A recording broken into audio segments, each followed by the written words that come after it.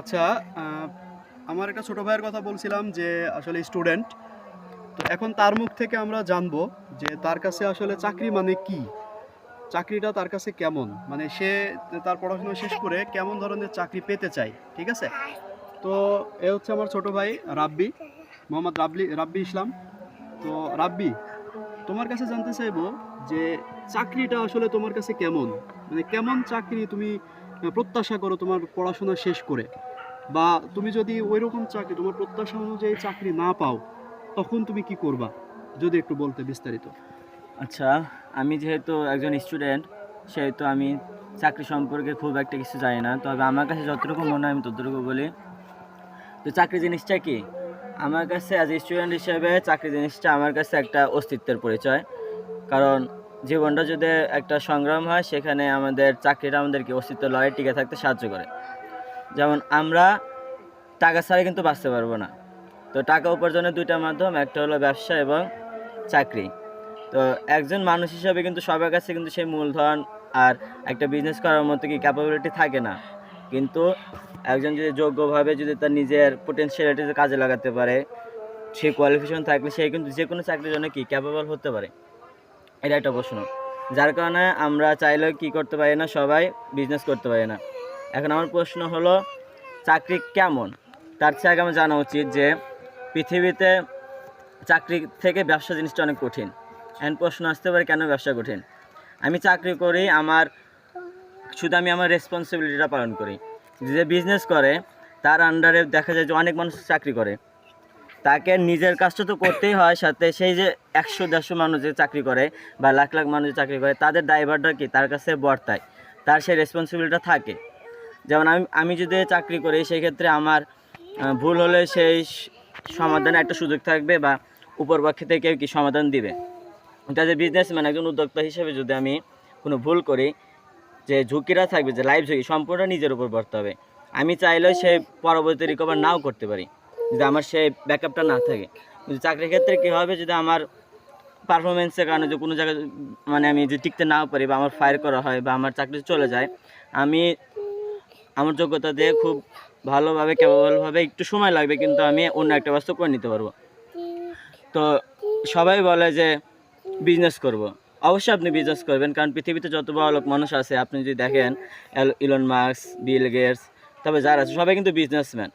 কিন্তু বিজনেসম্যান হলেও তাদের কিন্তু সেই রকম একটা ক্যাপাবিলিটি আছে, তারা অনেক পটেনশিয়াল মানুষ, তারা অনেক জ্ঞানীগুণী মানুষ। কিন্তু আমরা সবাই কিন্তু সেরকম জ্ঞানীগুণী মানুষ না। আমরা চাইলে কিন্তু বিজনেস করতে পারবো না।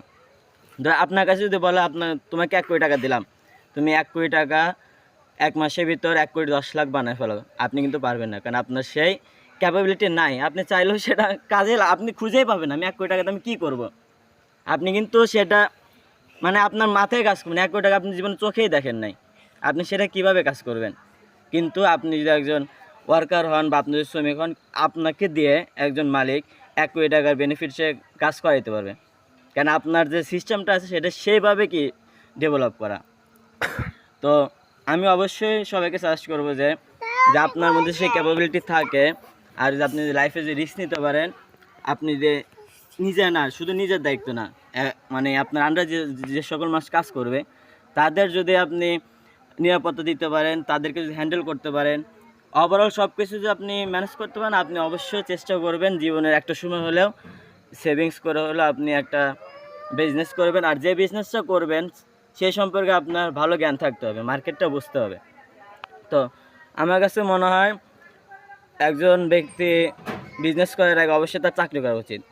কারণ বিজনেস করার আগে যদি আপনি চাকরি করেন, তাহলে একজন ওয়ার্কারের দায়িত্ব সম্পর্কে আপনি বুঝবেন। একজন ওয়ার্কারের দায়িত্ব সম্পর্কে যখন আপনি বুঝবেন, তখন আপনি যখন মালিক হবেন, সেক্ষেত্রে কিন্তু আপনি কিন্তু একজন ওয়ার্কারের রেসপন্সিবিলিটি সম্পর্কে কিন্তু খুব ভালোভাবেই অবগত থাকবেন এবং আপনি সেটা হ্যান্ডেল করতে পারবেন। তো সবশেষে আমি বলতে চাই, আমি একজন লয়ার স্টুডেন্ট।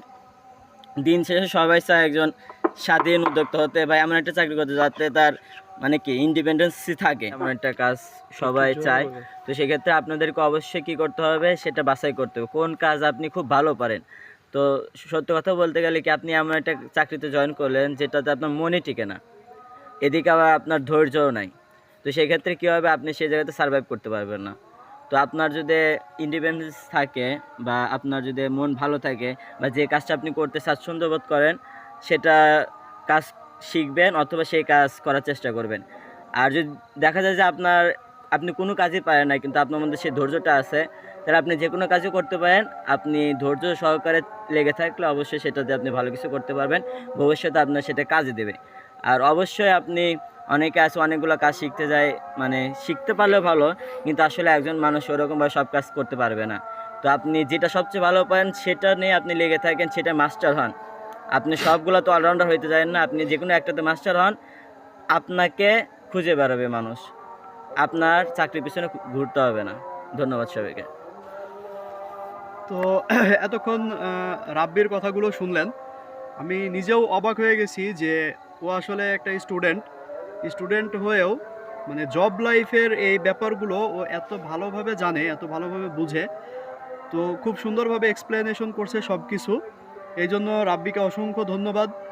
যারা রাব্বির কথাগুলো আসলে মনে ধারণ করবেন বা মাথায় নিয়ে কাজ করবেন, আমি মনে করি সে ব্যবসা করেন আর চাকরি করেন, যেখানেই যান না কেন, যেটাই করেন, অবশ্যই সাকসেস আসবে ইনশাআল্লাহ। আল্লাহ হাফেজ।